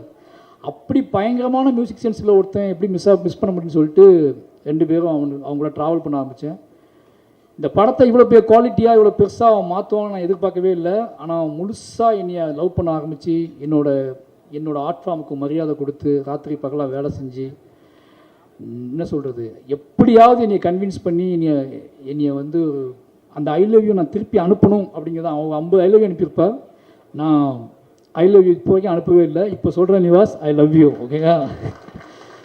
நான் அனுப்பாமலே இருந்தேன், என் ஒய்ஃப் திட்டிக்கிட்டே இருக்கும், ஒரு மனுஷன் உன்னை நம்பி இவ்வளோ ஐ லவ் யூ அனுப்பி வைக்கிறான், நீ என்னென்னா ஓவராக பெரிய இவர் மாதிரி ஒன்றுமே அனுப்ப மாட்டேன். இதே வந்து சந்தோஷ் நாராயணனோ இல்லை வந்து ரகுமான் சாரோ அனுப்பியிருந்தா நீ இப்போ விட்டுருப்பியான்னு கேட்டேன். நான் சொன்னவர்கிட்ட, இல்லை அந்த ஐ லவ் யூ நான் திருப்பி அனுப்புனேன் அப்படின்னா திருப்பி அதுக்கப்புறம் அனுப்ப மாட்டான், அவன் அனுப்பிக்கிட்டே இருக்கட்டும்னு சொல்லி வச்சுருந்தேன். நிவாஸோட அம்மா அப்பா சொல்லி ஆகணும், எனக்கு நல்லா ஞாபகம் இருக்குது.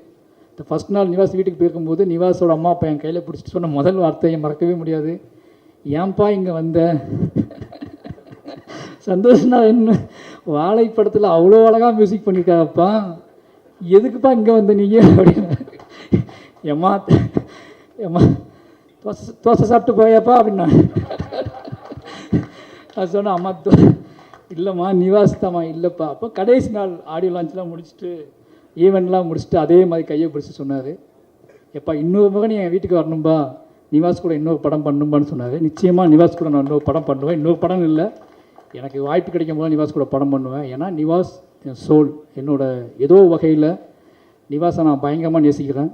அதுக்கு காரணம் நிவாஸ் வந்து என்னோட என் லைஃப்லேயே ஃபஸ்ட் டைம் நான் நிறைய அவார்டு கொடுத்து ஒருத்தர் நீ நேசிக்கிட்டே இருக்காங்கன்னா அது நிவாஸ் மட்டும்தான். நான் 2 அவார்டு கொடுக்கும்போதே படம் சைக்கோண்டு போயிடுவாங்க பாதி பேர்.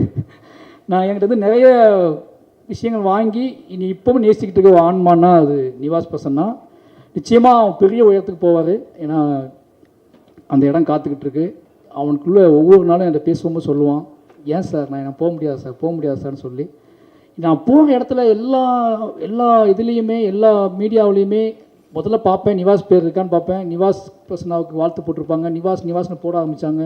இந்த படம் ஹிட் அடைஞ்சதை விட இந்த படம் தொடக்க இந்த ஆடியோ ரிலீஸ் ஆனதுக்கப்புறம் நிவாஸ்னு சொல்ல ஒரு மாதிரி நம்ம இந்த பாஷா படத்தில் ரஜினி சார் முதல் குத்துவிளக்கு ஏற்றி வைப்பார்ல, அது மாதிரி முதல் குத்துவிளக்கை வந்து மியூசிக்கில் ஏற்றி வச்சோம். லவ் யூ நிவாஸ், நீ கண்டிப்பாக உனக்காக தான் நான் இந்த ப்ரெஸ் மீட்டில் பேசணும்னு நினச்சதே உன்னை பற்றி மட்டும்தான். ஏன்னா நான் நிறைய இடங்களில் உன்னை பற்றி பேசலை. அதுக்கான காரணம் என்னை நிறைய கேள்வி வேறு மாதிரி கேள்வியில் கேட்டாங்க. நிவாஸ் த ஜெம், அவன் வந்து ஒரு பெரிய லெஜெண்டாவுக்கான எல்லா தகுதியும் திறமையும் ஒரு பயங்கரமான ஒரு லவ்வபுள் ஆன்மா, காதலால் நிரம்பி இருக்கிற ஒரு ஆன்மா. பெண்களை எவ்வளோக்குள்ள காதலிப்பானோ அதே அளவுக்கு ஆண்களையும் காதலிக்கக்கூடிய ஒரு பயங்கரமான ஆன்மா. ரொம்ப நன்றி நிவாஸ். இந்த படத்தோட வெற்றியை நான் எப்படி பார்க்குறேன்னா, பரியேறும் பெருமாள்னு ஒன்று நாங்கள் ஆரம்பித்து ரெண்டு பேரும் ஆரம்பித்து கிட்டத்தட்ட 7-8 வருஷம் ஆகுது. இந்த படம் ரிலீஸ் ஆகி திருப்பி 2 பேரும் இதே சந்தோஷத்தோட, இதே சிரிப்போட, இதே முத்தங்களோட திருப்பி ஒரு மேடையை பகிர்ந்து திருப்பி 2 பேரும் சக்ஸஸ் கொடுத்து ஹிட்டு கொடுத்துட்டு 2 பேரும் ஜாலியாக இருக்கோம். அப்படின்னா எங்களுக்குள்ளே இருக்கிற ஒரே ஒன்று இந்த லவ் மட்டும்தான். இந்த பெரும் உழைப்பையும் வந்து நான் வந்து செய்வதுக்கு ஊக்கமாக இருந்ததுக்கான காரணம் ரஞ்சித் அண்ணா இருக்காரு. ரஞ்சித் அண்ணா நம்புகிறாரு, அவர் பார்த்துக்கிட்டு இருக்காரு. அவர் என்ன சொல்கிறது, அவர்கிட்ட போய் நல்ல பேர் வாங்கணும் அப்படின்னு. நான் ராம்சாருக்கு அப்புறம் நல்ல பேர் வாங்கணும்னு ஆசைப்பட்ட ஒரே ஆள் ரஞ்சித் அண்ணா கிட்ட தான். ராம்சார்ட்ட எப்போவுமே 24 மணி நேரம் நல்ல பேர் வாங்கணும்னு ஆசைப்படுவேன். அதே மாதிரி ரஞ்சித் அண்ணாட்டு நல்ல பேர் வாங்கணும்னு ஆசைப்பட ஆரம்பித்தேன். ரெண்டும் சேர்ந்து மிக்ஸ்ட் ஆனது தான் மாரி செல்வராஜ். அப்படி ஒரு நல்ல பேர் வாங்கிக்கன்னு நினைக்கிறேன். ஏன்னா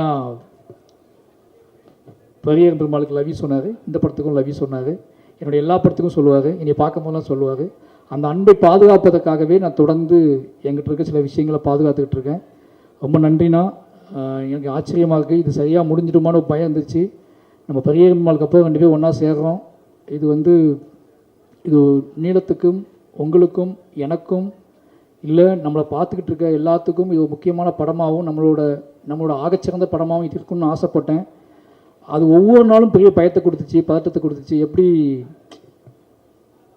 பெரிய இப்போ துருவுக்கு முன்னாடி விக்ரம் சார் அப்படிங்கிற ஒன்று வைக்கிறாங்கல்ல, அதே மாதிரி எனக்கு முன்னாடி எப்போவுமே ரஞ்சித் அண்ணா ராம்சார்னு ஒன்று இருந்துகிட்டே இருக்கும். இவன் நம்பிக்கை நம்ம காப்பாற்றுவோமான்னு சொல்லி. இந்த படத்தோட வெற்றியை நான் எப்படி பார்க்குறேன்னா, முழுக்க நாங்கள் 2 பேருமே இன்றைக்கி பக்கத்தில் உட்காந்து விளையாண்டுக்கிட்டு இருக்கோம். அப்படிங்கிறது எங்களை விளையாட வைத்த சந்தோஷமாக உங்கள் முன்னாடி சிரிக்க வச்ச வெற்றி தான் தான் பார்க்குறாங்க. 2 பேருமே மை மறந்து இருக்கோம். அப்படின்னா அவ்வளோ பெரிய வெற்றியை கொடுத்த தமிழ் மக்களுக்கு எவ்வளோ நன்றி சொன்னாலும் பத்தாது. 2 பேரும் அவ்வளோ சந்தோஷமாக இருக்கும். இந்த சந்தோஷம் முழுக்க தமிழ் மக்களால் கொடுக்கப்பட்டது. 2 பேரை பற்றி நீங்கள் கான்ஃப்ளிக்டாக பேசிகிட்டே இருக்கீங்க. ஆனால் அந்த 2 பேரை சந்தோஷமாக வச்சுக்கிறதும் மட்டும் தமிழ் மக்கள் தான். இந்த 2 பேரை மட்டும் மாரி செல்வராஜ், ரஞ்சித் மாரி செல்வராஜ் பேசிகிட்டே இருப்பீங்க. ஆனால் எங்களை அதிகமாக நேசிக்கிறாங்கன்னு எங்களுக்கு நல்லா தெரியும். அந்த நேசிப்புக்காக தொடர்ந்து உண்மையாக இருக்கணும் 2 பேரும் முடிவு பண்ணுறோம். 2 பேரும் அதுக்காக வேலை செஞ்சுட்டே இருக்கோம். ரஞ்சித் அண்ணா லவ் யூ. ரொம்ப பைசன் படத்தில் மாரியோட துணை நின்ற டெக்னீஷியன்ஸ், ஆக்டர் அண்டு எல்லாருக்குமே வந்து என்னுடைய நன்றி. ஏன்னா இவ்வளோ பெரிய வெற்றியை மாரியோடு சேர்ந்து நீங்கள் வந்து மக்கள்கிட்ட இருந்து பெற்றிருக்கிறீங்க. இது வந்து பாசிபிளே கிடையாது. ரொம்ப ஒரு முக்கியமான வெற்றியாக நான் இதை பார்க்குறேன். நான் உண்மையிலே வந்து நானும் ரொம்ப சந்தோஷப்படுறேன் இந்த வெற்றியின் மூலமாக. காரணம் என்னென்னா, வெற்றி வந்து அவ்வளவு ஈஸியாக எல்லாருக்கும் கிடைக்கும்னா டெஃபினட்டாக கிடைக்காது. வெற்றி வந்து ரொம்ப கஷ்டம்தான். ஒரு படைப்பு வந்து வெற்றி கிடைக்கிறது வந்து இட் இஸ் நாட் அவ்வளோ ரொம்ப ஈஸியானது கிடையாது. இங்கே பல இயக்குநர்கள் இருக்காங்க. இப்போ அமீரண்ணா கூட இயக்குனராக இருந்து வெற்றி அடைஞ்சவர் தான். அண்டு வந்து பசுபதியான ஆக்டராக இருந்து வெற்றி அடைஞ்சவர் தான். ஸோ வந்து ஒரு வெற்றிக்காக உழைக்கிறது, அந்த வெற்றி கிடைக்கும், அது கிடைச்சதுக்கப்புறம் கொண்டாடுறது, அப்படி அது ரொம்ப ரொம்ப சூப்பராக இருக்கும். அது வந்து எல்லா தனி மனிதனுக்கும் ஒரு கிடைக்கக்கூடிய ஒரு அனுபவம். அது ஒரு ஒரு படைப்பை உருவாக்குற ஒரு கலைஞனுக்கு கிடைக்கக்கூடிய ஒரு அனுபவம். ஆனால் ஒவ்வொரு படைப்பாளிக்கும் அந்த வெற்றியை பெறுவதில் சில என்ன சொல்கிறது உழைப்பு இருக்கும். சில விஷயங்களை நம்புவாங்க. சில பேர் ரொம்ப என்ன சொல்கிறது க்ரியேட்டிவாக தங்களுடைய கதை பலத்தை வந்து நம்பி, இல்லை அந்த திரைக்கதை இல்லை அந்த லைஃப் ஸ்டைல் இதெல்லாம் நம்பி வந்து இந்த படம் ஓடுன்னு சொல்லிட்டு வந்து நம்புவாங்க. பட்டு நான் வந்து சினிமாவுக்கு வரத்துக்கு முன்னாடி என்னுடைய லைஃப்பை நான் பேசி படமாக எடுத்து இங்கே ஜெயிக்க முடியுமா அப்படின்றது வந்து கொஞ்சம் ஒரு சின்ன ஒரு யோசனை இங்கே இருக்க தான் செஞ்சது, எனக்கு இருக்க தான் செஞ்சது. பட் ஆனால் வந்து துணிஞ்சி படம் எடுத்துகிட்டு பார்த்துடலான்னு சொல்லிட்டு தான் நான் இண்டஸ்ட்ரிக்கே வந்தேன் நான். ஸோ அந்த வந்ததில் இருந்த இப்போ யாராவது என்கிட்ட வந்து என்ன படம் எடுப்பேன்னு கேட்டால் இருக்கிற திடீர்னு பதில் சொல்கிறதுக்கு முன்னாடி ஒரு பதட்டம் தொற்றிக்கும் எனக்கு. இதை பற்றி இவங்ககிட்ட பேசலாமா, இவங்க என்ன நினைப்பாங்க, இதை வந்து பாசிட்டிவாக எடுத்துப்பாங்களா, இல்லை இதை வந்து எப்படி இதை உணர்வாங்க. நான் படம் தான் எடுக்க போகிறேன், தப்பான வேலை செய்ய போகிறதில்ல. அண்ட் வந்து இந்த படத்தில் வந்து இந்த சமூகத்துக்கு வந்து தவறான கருத்தை வந்து நம்ம சொல்ல போகிறதில்ல. இந்த சமூகத்தில் இருக்கிற ஒரு 75 ஆண்டுகள சினிமா வரலாற்றில் பேசப்படாத மக்களை பற்றி பேச போகிறோம். ஆனால் நமக்கு ஏன் பதட்டம் வருது? நம்ம கரெக்டாக தானே வந்து வேலை செய்கிறோம், கரெக்டாக ஒரு நல்ல விஷயத்தை தானே நம்ம சொல்ல போகிறோம். ஆனால் ஏன் எனக்கு பதட்டம் தொட்டிக்குது? ஏன் ஒரு இனம் புரியாத ஒரு ஒரு ப்ரெஷர் க்ரியேட் ஆகுது அப்படின்னு எனக்கு வந்து சத்தியமாக தெரியவே இல்லை. பட் ஆனால் வந்து அது ஏன்னு நமக்கு எல்லாருக்குமே தெரியும். இப்போ வந்து பொதுவாக கிராமப்புறங்களில் வசிக்கிறவங்களுக்கு வந்து ரொம்ப இயல்பாக தெரிஞ்சிடும். இது ஒரு ஊர் காலனின்னு ரெண்டு தனியாக பிரிஞ்சிருக்கிறப்போ ஒரு பொதுவில் இருக்கிற ஒரு பொருளை வந்து பங்கு போடுறதில்ல, இல்லை உரிமை கோர்றதில்ல, எப்போவுமே வந்து ஒரு சின்ன ப்ரெஷர் இருந்துகிட்டே இருக்கும். ஸோ இப்போ நான் வந்து அப்படி ஒரு காலனிலேருந்து வந்திருக்கிறேன். ஸோ மாரி செல்வராஜ் அப்படி ஒரு காலனிலேருந்து வந்திருக்கிறான்னு வச்சுங்களேன். ஸோ அப்படி இருந்து ஒரு காலனியில் வந்து யார்கிட்ட எதை பேச போகிறோம் அப்படின்றது வந்து ரொம்ப முக்கியமாக இருந்தது. யார்கிட்ட எதை பேச போகிறோம்? இப்போ நான் வந்து என்னுடைய உரிமையை நான் எங்கே கேட்குறேன்னா பொதுவில் கேட்குறேன். பொது என்பது என்னென்னா இங்கே வந்து ஒரு ஊராக இருக்குது. ஊரில் வந்து பல தரப்பட்ட சாதிகள் வசிக்கிற ஒரு பகுதியாக இருக்குது. அப்போ அங்கே போயிட்டு நான் என்னுடைய உரிமை கேட்குறப்ப ஃபஸ்ட்டு என்னவா தோணுன்னா வந்து நீ எதுக்கு இங்கே வந்து கேட்குற, நீ வந்து இங்கே வந்து பேசலாமா, உனக்கு இப்போ நம்ம எல்லோரும் ஒன்றா தானே இருக்கிறோம், நீ அங்கே ஒழுங்காக இருந்துடலாம்ல, நீ எதுக்கு இங்கே வந்து இதை பேசி பிரச்சனையாக மாற்றுற, இது பிரச்சனையாக பேசலைன்னா இவ்வளோ நாள் நம்ம எல்லோரும் வந்து நல்லா ஜாலியாக சந்தோஷமாக தானே இருந்தோம். நீ அங்கே இருக்கிற, நான் இங்கே இருக்கிறேன், நீ கோயில் திருவிழாவுக்கு வரியா, நீ அங்கே இரு, நீ வரையா, இது பார்த்துக்கோ. ஊர் பொது கிணத்துல வந்து நீ தண்ணி எடுக்கக்கூடாது, இல்லை ஊர் குளத்தில் வந்து உனக்கு உரிமை கிடையாது, ஊர் பொது சொத்தில் உனக்கு வந்து உரிமை கிடையாது. நான் உரிமைன்னு நான் கேட்டேன்னு வச்சுக்க, அங்கே வந்து ஒரு பிரச்சனை ஸ்டார்ட் ஆகுது. இது எப்படி நீ வந்து கேட்கலாம்? இத்தனை நாள் உனக்கு வந்து இது வந்து நான் கொடுக்கவே இல்லையே, நீ எப்படி இவ்வளோ நாளில் கலாச்சாரத்தை ஒரு பண்பாடை நீ எப்படி வந்து மீற முடியும் அப்படின்னு சொல்லிட்டு பல பிரச்சனைகள் உருவாகிறத நம்ம வந்து பார்த்துருக்குறோம். கிட்டத்தட்ட இதே மனநிலை தான் நான் சினிமாவில் வந்து இங்கே வந்து படம் எடுக்கிறப்போ, கதை சொல்கிறப்போ, என்னுடைய நான் இப்படி ஒரு படம் எடுக்க போகிறேன்னு சொல்லிட்டு பேசுகிறப்போ, அந்த டைமில் ஊரில் ஒரு பொதுவில் பங்கு கோர்றதுக்கான ஒரு உரிமையை கேட்குறப்போ எனக்கு நிகழ்ந்த, இல்லை என்னுடைய முன்னோர்களுக்கு நிகழ்ந்த, என்னுடைய பகுதியில் மக்களுக்கு நிகழ்ந்த அந்த பதட்டம் எனக்கு இந்த சினிமாவில் எனக்கு உண்டாச்சு. அது என்ன நல்ல விஷயம் நடந்ததுன்னா, ஒரு குரல் இருக்கிற இடத்துல இன்னொரு குரல் ஓப்பன் ஆச்சு. அது ரொம்ப எனக்கு வந்து கொஞ்சம் பாரம் குறைஞ்சிது. பரவாயில்ல, ஒருத்தனை திட்டுறதுல இன்னொருத்தர் திட்டு வாங்குறான் அப்படின்னு சொல்லிட்டு. ஸோ அந்த நேரத்தில் வந்து வெற்றி சார் ஒரு படம் எடுத்துட்டாரு, அசுரன் சொல்லிட்டு. ஸோ 3 பேரை திட்டுறமாக மாறிடுச்சு. பயங்கரமாக இருந்தது. எப்பவுமே என் ஃபோட்டோ மட்டும் தான் இருக்கும் திட்டுற இடத்துல. அப்புறம் வந்து மாரி செல்வராஜ் ஃபோட்டோ வந்தது. அப்புறம் கொண்டாந்து பார்த்தா வெற்றி சார் வந்து நின்ட்டார். 3 ஃபோட்டோ எங்கே பார்த்தாலும். அந்த 3 ஃபோட்டோவை வந்து இப்போ வரைக்கும் திட்டிட்டு இருப்பாங்க. இப்போ காந்தாரா, இப்போ எப்பவுமே பெரிய படங்கள் வந்து வெற்றி அடைஞ்ச உடனே வந்து தமிழ் சினிமா ரசிகர்களுக்கு வந்து தமிழ் சினிமா வழியாத்த 3 இயக்குனர்கள் ஃபோட்டோ வந்துடும். ஏன்னா 300 படம் எடுக்கிறாங்க தமிழ் சினிமாவில் ஒரு வருஷத்துக்கு. எவ்வளோ 300-400 படங்கள் எடுக்கிறாங்க. நான் ஒரு படம் 2 வருஷத்துக்கு ஒரு முறை தான் இயக்குறேன். ஓகேவா? மாரி செல்வராஜ் இது வரைக்கும் 5 படம் தான் இயக்கியிருக்கிறான். வெற்றி சார் ஒரு 7 படம் அவரும் அந்த மாதிரி தான் இயக்கியிருக்காருன்னு வச்சிங்களேன். அவரும் வந்து 3 வருஷத்துக்கு ஒரு படம் தான் இயக்குறாரு. ஆனால் கிட்டத்தட்ட இந்த 2 வருஷத்தில் 600 படங்கள் வந்திருக்கும். 600 படங்களை எத்தனை படங்கள் எத்தனை இயக்குனர்கள் இயக்கியிருப்பாங்க? அத்தனை இயக்குனர்களுக்கு இந்த தமிழ் சினிமாவை உயர்த்துவதற்கு அவங்களுக்கு எந்த பங்குமே கிடையாதா? அத்தனை தமிழ் சினிமா இயக்குனர்களும் வந்து இங்கே வந்து யார் அவங்க படமே பண்ணலையா அவங்க? அப்போ அவங்க தமிழ் சினிமாவை ஏன் உயர்த்துவதற்காக எந்த படமும் இயக்கலையா? அப்போ வந்து ஒரு படம் வெற்றி அடைஞ்சவொடனே வந்து தமிழ் சினிமா சீரழித்தவர்கள் 3 பேர்னா மொத்தமே 10 வருஷத்தில் நான் 7 படம் தான் எடுத்துருக்கிறேன். அந்த 7 படத்தில் தமிழ் சினிமா சீரழிஞ்சிச்சா? அப்போ மற்ற இயக்குனர்கள் என்ன பண்ணுறாங்க? இல்லை நீங்கள் தமிழ் ரசிகர்கள் என்ன பண்ணிருக்கீங்க? இங்கிருந்து மற்றவங்க என்ன பண்ணுறீங்க? நீங்கள் ஓட வைக்கலாம்ல எல்லா படத்தையும். ரொம்ப ஆச்சரியமாக இருக்குது இந்த நரேட்டிவ் வந்து உடனே செட் பண்ணுறது. இன்னொன்று ரொம்ப மோசமான ஒரு வார்த்தையை பிரயோகம் பயன்படுத்துகிறாங்க, அமுக்கிட்டாங்க பிதிக்கிட்டாங்கன்னு சொல்லிட்டு. எவ்வளோ மோசமான ஒரு வார்த்தை! இந்த இந்திய சமூகத்தில் இத்தனை நூற்றாண்டுகள் கழித்தும் என்னுடைய சகோதரன் இன்னைக்கு வந்து தீபாவளி கொண்டாடி இருக்கிற ஒரு சமயத்தில் வந்து ஒரு ஊரில் வந்து அவ்வளோ பேர் அடிச்சு உடச்சிருக்காங்க. உங்கள் கண்ணை திறந்து பார்க்க மாட்டீங்களா நான் கேட்குறேன். எல்லாரும் தீபாவளிக்கு ஊருக்கு தானே போனீங்க. உங்கள் ஊரில் பக்கத்தில் வந்து நீங்கள் பிரிஞ்சிருக்க கேஸ்டால் பிரிஞ்சிருக்கிற 2 பிரிவை நீங்கள் பார்க்கவே இல்லையா?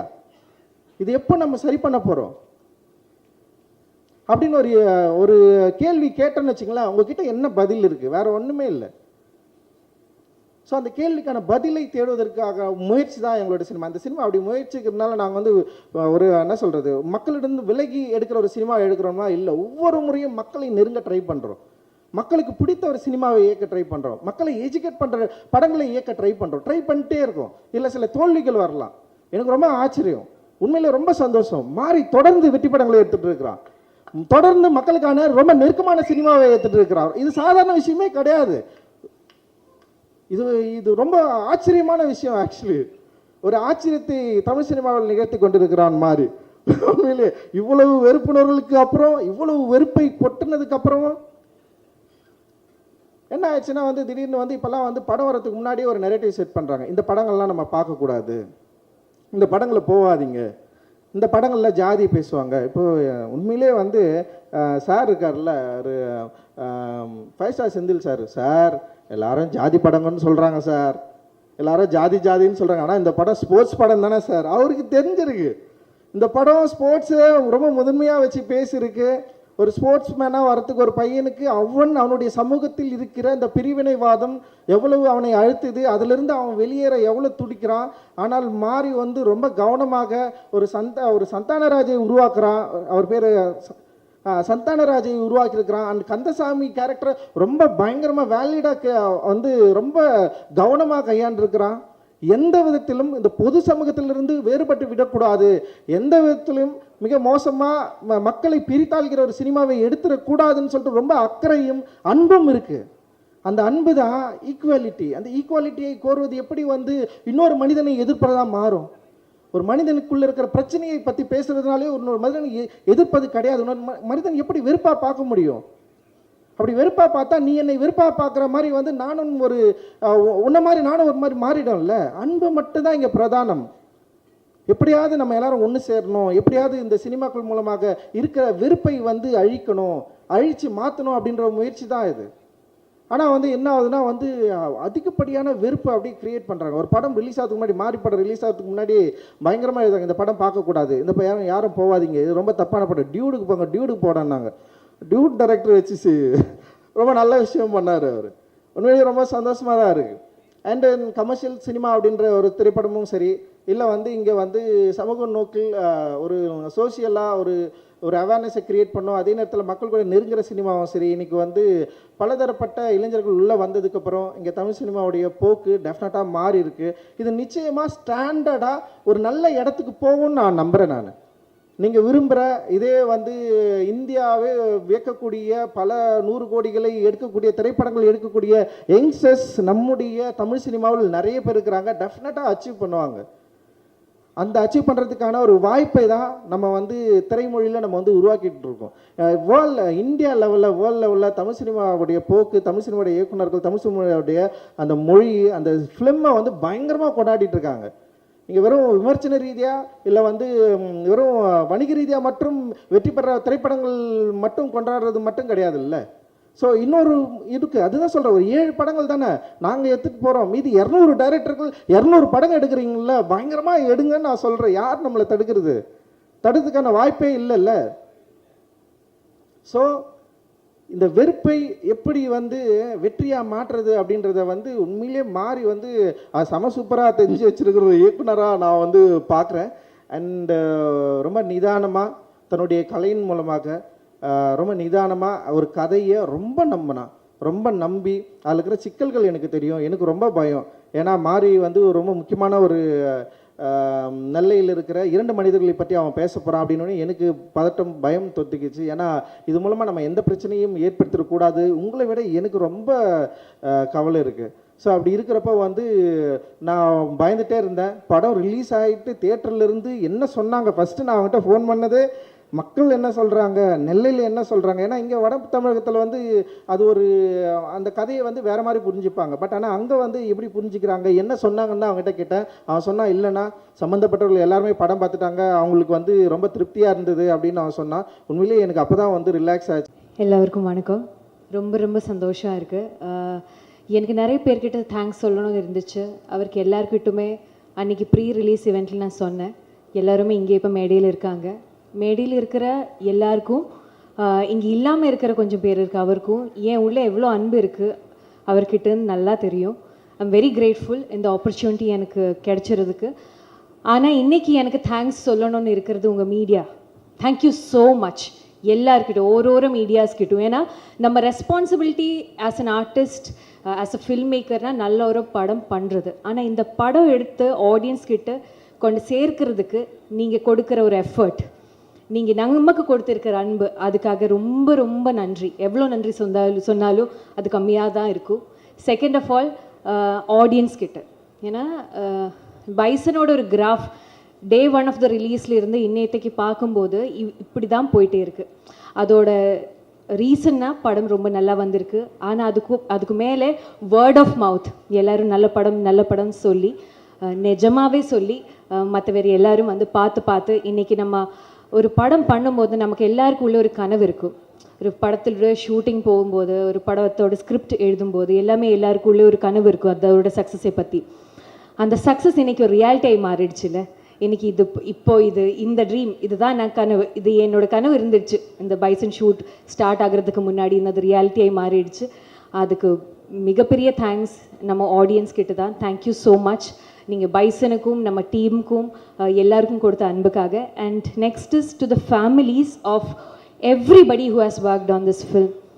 ஏன்னா பைசன் ஒரு ரொம்ப ஹார்ட் ஒர்க் டிசர்வ் பண்ணுற ஒரு படம். நம்ம காஸ்ட் மட்டும் இல்லை, இதோட க்ரூ, இதோட ப்ரொடக்ஷன், எவ்ரிபடி அவ்வளோ நாள், அவ்வளோ டைம், அவ்வளோ எஃபர்ட் இந்த படத்துக்காக கொடுத்துருக்காங்க. ஐ எம் வெரி ஷுவர் இதில் நிறைய பேருக்கு ஃபேமிலி கூட டைம் ஸ்பெண்ட்றதுக்கு வாய்ப்பு இல்லாமல் டைம் இருந்துச்சு. ஆனால் அந்த டைமில் நீங்கள் நமக்கு கொடுத்த சப்போர்ட்னால தான் இவ்வளோ நல்ல ஒரு படம் நம்மளால் எடுக்க முடிஞ்சிருச்சு. So thank you so much to the family of every cast and crew. Thank you to my dearest Mari Selvaraj sir. என்னோட கரியர் இப்போ மேம் சொன்ன மாதிரி இது என்னோட 4ஆவது தமிழ் படம். ஒரு ஆர்டிஸ்ட்டு நினைக்கிற யூனோ ஆசைப்படுற மாதிரி ஒரு கதாபாத்திரம் எனக்கு கொடுத்துருக்காங்க. அது என்னால் முடிஞ்ச அளவுக்கு நான் பண்ணி வச்சுருக்கேன். But thank you so much for trusting me. To Paranji sir, Aditi and applause, நீங்கள் இல்லைன்னா இந்த விஷன், இந்த க்ரியேட்டிவிட்டி ஒரு சிறுமையாக மாறவே மாட்டா. Thank you so much for believing in it financially and also creatively. To my dearest Dhruv, நான் அன்றைக்கி ப்ரீ ரிலீஸ் இவெண்ட்டில் சொன்னேன், ஸ்டார் இஸ் பார்ன் ட்ரூலி ஆயிடுச்சுல. Very proud of you to every cast and crew members. நான் ஒருத்தர் பேர் எடுத்து சொல்லலை, because I don't want to delay the time. But thank you so much. என் இதயத்திலிருந்து சொல்கிறேன், இங்கே எல்லோரும் இங்கே தான் இருப்பேன். Thank you so much once again to the media. இந்த சப்போர்ட் இனியும் இருக்குன்னு நம்புகிறேன். நன்றி.